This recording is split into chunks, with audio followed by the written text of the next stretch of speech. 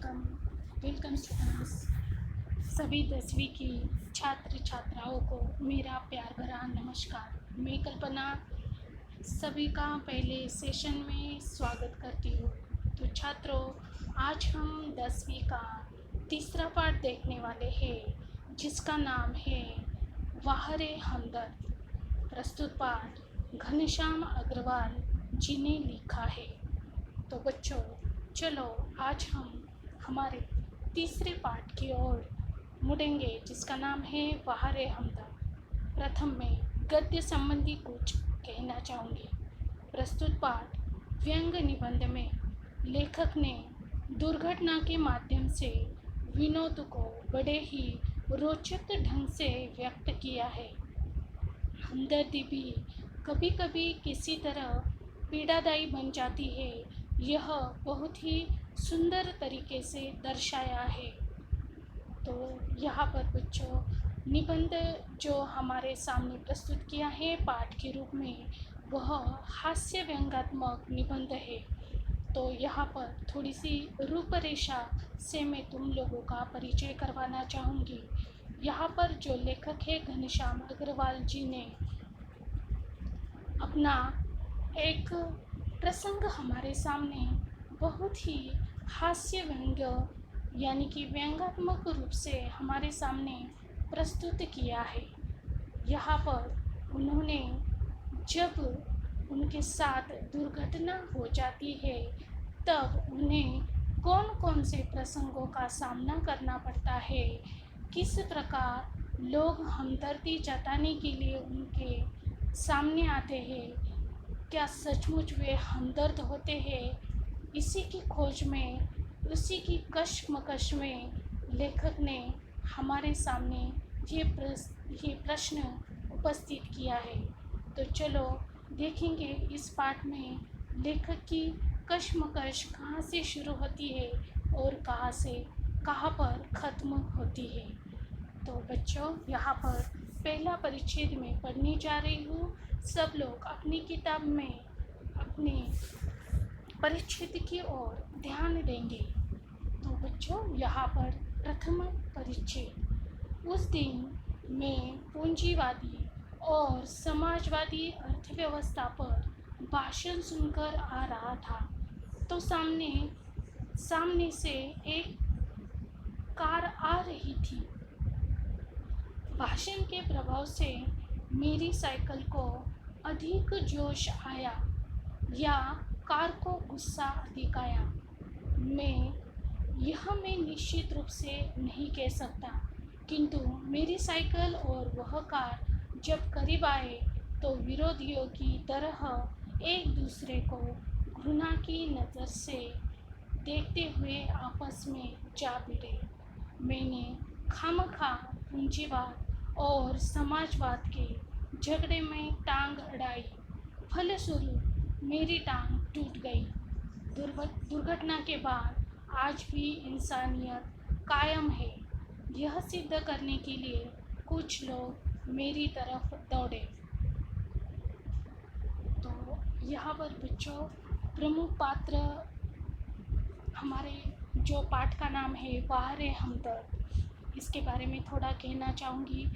यहाँ पर लेखक ने हमदर्द किसे कहा है, तो यहाँ पर दुर्घटना होने के बाद जब लेखक अस्पताल में भर्ती हो जाते हैं, तो हमारी भारतीय परंपरा रही है कि मरीज को मिलने के लिए हमारे रिश्तेदार, सगे संबंधी, हमारे जान पहचान वाले लोग आते हैं और हमसे हमदर्दी जताते हैं, हमारे दुख में शामिल होते हैं।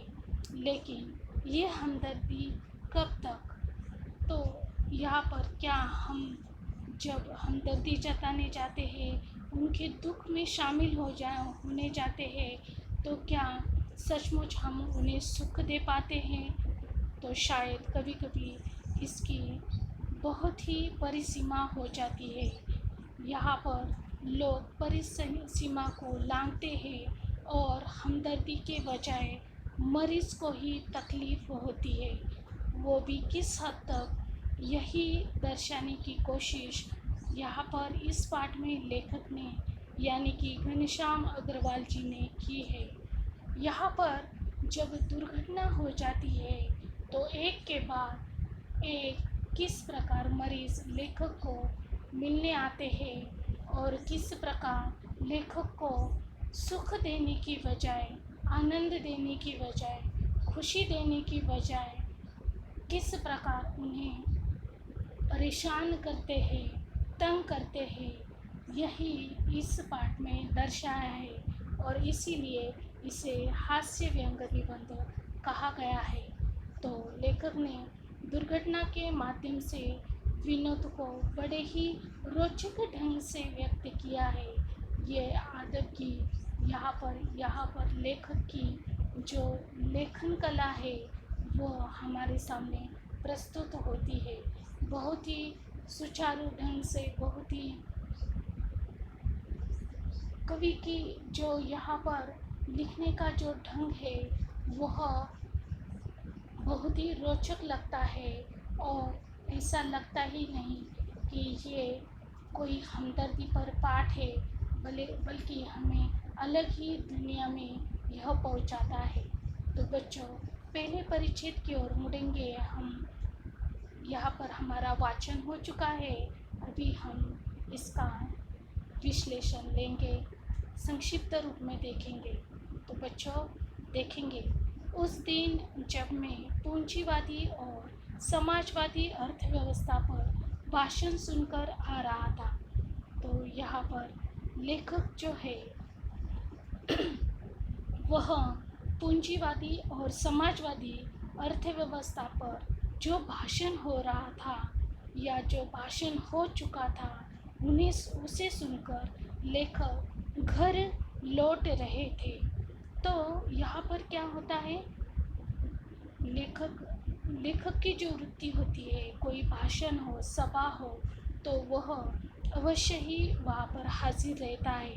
ये और उस भाषण का प्रभाव लेखक के दिमाग पर पड़ता है।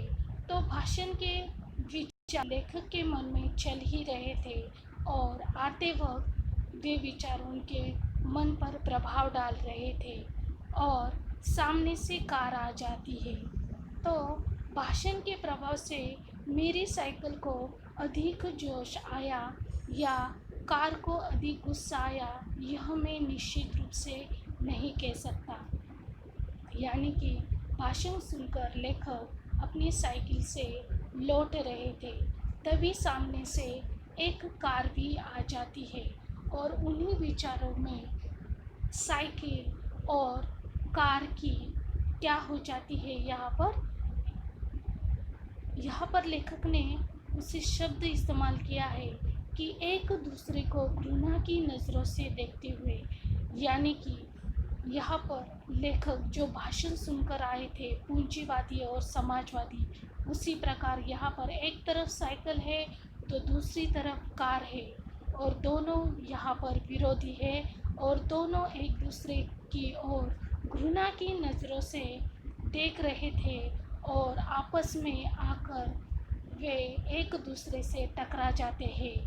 मैंने खामखा पूंजीवाद और समाजवाद के झगड़े में टांग अड़ाई, यानी कि लेखक को ऐसा लगता है कि वैसे तो यहाँ पर इस दुर्घटना में पूंजीवाद और समाजवाद का कोई मतलब नहीं है, लेकिन जिस प्रकार हम विचार करते हैं उसी प्रकार शायद सोचने लगते हैं। इसलिए लेखक ने कहा है कि मैंने इसके झगड़े में टांग अड़ाई, फलस्वरूप मेरी टांग टूट गई। दुर्घटना के बाद आज भी इंसानियत कायम है, ये सिद्ध करने के लिए कुछ लोग मेरी तरफ दौड़े। तो यहाँ पर लेखक साइकिल पर थे, लेकिन सामने वाली कार जो थी वह बड़ी थी और इस कारण दुर्घटना बड़ी हो जाती है और इसी में लेखक की एक टांग टूट जाती है। टांग टूटते ही आसपास के लोग जमा हो जाते हैं और इसे ही इंसानियत कहा है और कुछ लोग लेखक को देखने के लिए उनकी तरफ दौड़ते हैं। आगे बढ़ेंगे बच्चों, दूसरा परिच्छेद। खुली तो मैंने अपने आप को एक बिस्तर पर पाया। इर्द गिर्द कुछ परिचित अपरिचित चेहरे खड़े थे। आँख खुलते ही उनके चेहरों पर उत्सुकता की लहर दौड़ गई। मैंने कराहते हुए पूछा, मैं कहाँ हूँ? तो यहाँ पर लेखक की जब दुर्घटना हो जाती है तो लोग उन्हें अस्पताल पहुँचा देते हैं, और जब वे बिस्तर पर अपनी आँख खोलते हैं अस्पताल में, तो इर्द गिर्द यानी कि आसपास उनके सामने उन्हें कुछ परिचित तथा अपरिचित यानी कि कुछ जाने कुछ अनजाने चेहरे उनके सामने दिख पड़े। तो लेखक की जब आँख खुलती है तो सब लोगों के चेहरे पर उत्सुकता की लहर दौड़ जाती है। फिर लेखक को जब होश आता है तो दुर्घटना की वजह से शायद उन्हें तकलीफ होती है, इसीलिए वे कराहते हुए पूछते हैं कि मैं कहाँ हूँ। कराहते यानी कि दुख से पीड़ित या वेदना से उभरता हुआ स्वर उसे कहा गया है, कराहते हुए। तो लेखक कराहते हुए पूछते हैं कि मैं कहाँ हूँ। आप सार्वजनिक अस्पताल के प्राइवेट वार्ड में हैं। आपका एक्सीडेंट हो गया था, सिर्फ पैर का फ्रैक्चर हुआ है, अब घबराने की कोई बात नहीं। एक चेहरा इतनी तेजी से जवाब देता है, लगता है मेरे होश आने तक वह इसीलिए रुका रहा। अब मैं अपनी टांगों की ओर देखता हूँ। मेरी एक टांग अपनी जगह पर सही सलामत थी और दूसरी टांग रेत की थैली के सहारे एक स्टैंड पर लटक रही थी। मेरे दिमाग में एक नए मुहावरे का जन्म हुआ, टांग का टूटना। यानी सार्वजनिक अस्पताल में कुछ दिन रहना। सार्वजनिक अस्पताल का ख्याल आते ही मैं कांप उठा। अस्पताल वैसे ही एक खतरनाक शब्द होता है, फिर यदि उसके साथ सार्वजनिक शब्द चिपका हो तो समझो आत्मा से परमात्मा के मिलन होने का समय आ गया। अब मुझे यूँ लगा कि मेरी टांग टूटना मात्र एक घटना है और सार्वजनिक अस्पताल में भर्ती होना दुर्घटना। तो देखेंगे बच्चों इस परिचित को विस्तार से। तो यहाँ पर आप सार्वजनिक अस्पताल के प्राइवेट वार्ड में हैं। तो यहाँ पर लेखक को जानकारी मिल रही है कि लेखक किस प्रकार अस्पताल में भर्ती हुए। तो उन्हें कहा जाता है कि सार्वजनिक अस्पताल के वे प्राइवेट वार्ड में उन्हें रखा गया है। तो यहाँ पर सार्वजनिक अस्पताल में उन्हें भर्ती करवाया गया है और जिसके प्राइवेट वार्ड में यहाँ पर लेखक रहते हैं। तो यहाँ पर मैं तुम लोगों को प्राइवेट जो वार्ड होता है, तो ये क्या होता है, सार्वजनिक अस्पताल में जो वार्ड होते हैं, जो प्राइवेट वार्ड होते हैं, तो यहाँ पर क्या होता है, मरीजों को मिलने कभी भी आ जा सकते हैं। तो यहाँ पर कोई निश्चित समय नहीं होता है और इस प्रकार सार्वजनिक अस्पताल कई बार सुविधाओं का भी वहाँ पर अभाव होता है और जो प्राइवेट अस्पताल में क्या होता है बच्चों कि सुविधाएं अच्छी होती है, लेकिन सार्वजनिक अस्पताल में सुविधाओं का अभाव होता है। वैसे ही प्राइवेट वार्ड में क्या होता है, मिलने का कोई समय निश्चित नहीं होता है और मरीज़ों को कभी भी हम जाकर मिल आ सकते हैं। तो मिलने का कोई समय निश्चित नहीं होता, इसलिए सुबह से लेकर शाम तक मरीज से मिलने के लिए कोई भी आ जाया करता है।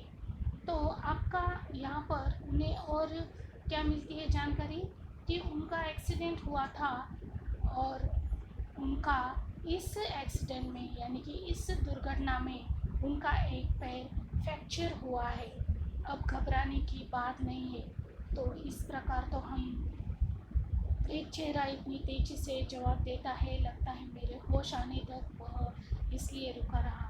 यानी कि यहाँ पर लेखक कहते हैं कि कोई हमदर्दी नहीं, केवल मेरे शायद होश आने का वह चेहरा इंतज़ार कर रहा था और एकदम से नींद खुलने पर या होश आने पर उसने जल्दी से बता दिया कि सिर्फ आपका एक ही पैर फ्रैक्चर हो गया है, घबराने की कोई बात नहीं। तो इस प्रकार तो हम किसी से बात नहीं करते हैं, है कि नहीं।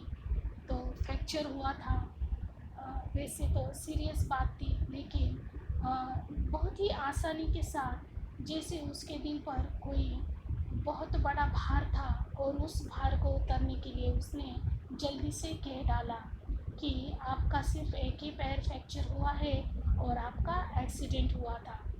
अब मैं अपनी टांगों की ओर देखता हूँ। मेरी एक टांग अपनी जगह पर सही सलामत थी। लेखक की जो एक टांग थी वह सुरक्षित थी, सही सलामत थी, लेकिन जो दूसरी टांग थी उसे लटका दिया गया था रेत की थैली से।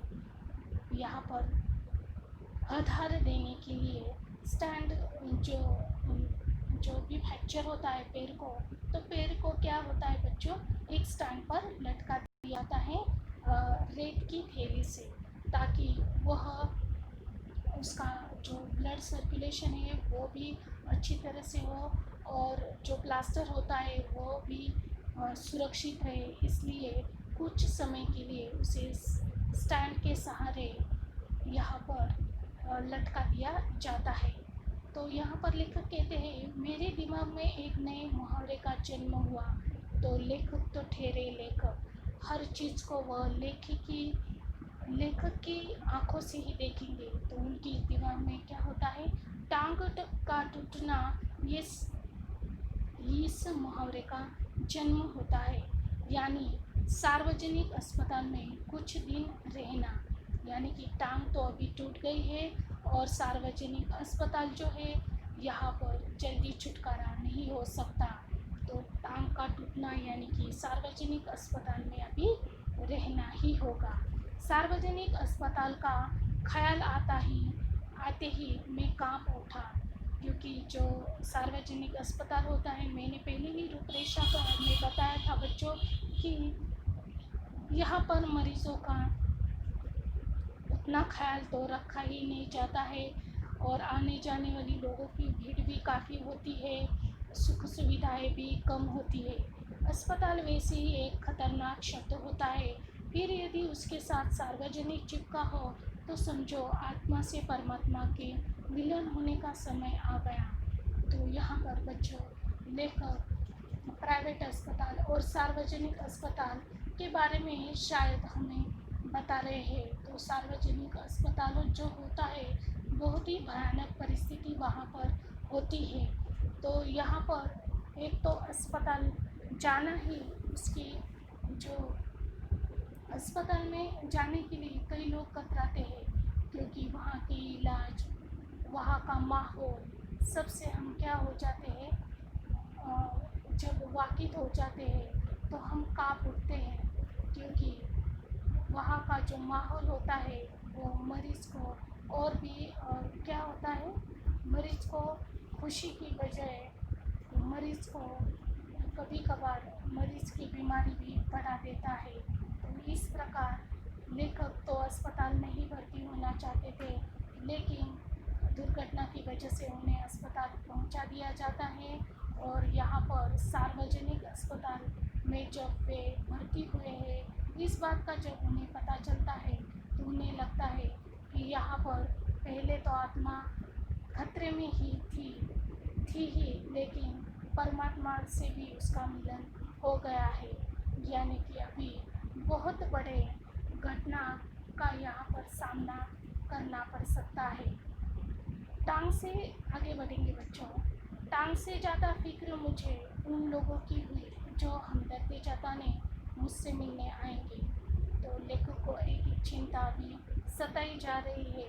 उन्हें पता चल गया है कि लोग उन्हें मिलने आएंगे। ये मिलने जुलने वाले कई बार इतने अधिक आते हैं और कभी-कभी इतना परेशान करते हैं कि मरीज का आराम हराम हो जाता है, जिसकी मरीज को खास ज़रूरत होती है। तो यहाँ पर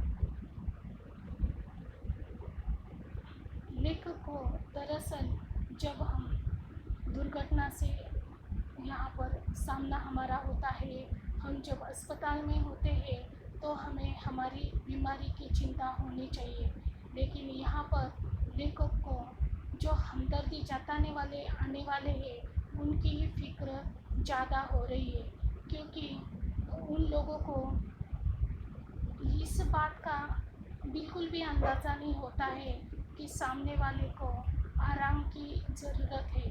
वे क्या करते हैं, मिलने जुलने आते हैं और कभी कभी इतना परेशान करते हैं, इतना वक्त लेते हैं कि मरीज़ को आराम बिल्कुल भी नहीं मिलता है और उसी की मरीज़ को ज़्यादा ज़रूरत होती है। जनरल वार्ड का तो एक नियम होता है कि आप मरीज़ को एक निश्चित समय पर आकर ही तकलीफ दें, परंतु प्राइवेट वार्ड एक खुला निमंत्रण है और यहाँ पर लेखक प्राइवेट वार्ड में ही थे, इसीलिए यहाँ पर आओ जाओ घर तुम्हारा, यानी कि कभी भी आओ और कभी भी मरीज से मिलो, इस प्रकार लेखक प्राइवेट वार्ड में थे, इसलिए उन्हें ज़्यादा चिंता हो रही थी। हे मेरे परिचितों, रिश्तेदारों, मित्रों, आओ जब जब ही चाहो आओ, चाहे जित चाहे चाहे जितनी देर रुको, समय का कोई बंधन नहीं। अपने सारे बदले लेने का यही वक्त है, बदले का बदला और हमदर्दी की हमदर्दी। मिलने वालों का ख्याल आते ही मुझे लगा मेरी दूसरी टांग भी टूट गई। तो यहाँ पर एक के बाद एक एक के बाद एक रिश्तेदार आने शुरू हो गए थे, परिचित आने शुरू हो गए थे, मित्र आने शुरू हो गए थे। तो यहाँ पर लेखक को जाने अनजाने पता चल गया था कि अभी एक के बाद एक ये सिलसिला जारी रहेगा और लेखक मन ही मन में कहते हैं कि आओ, अब तुम्हारे लिए कोई वक्त नहीं, कोई बेवक्त नहीं, कभी भी तुम आ सकते हो, समय का कोई बंधन भी नहीं।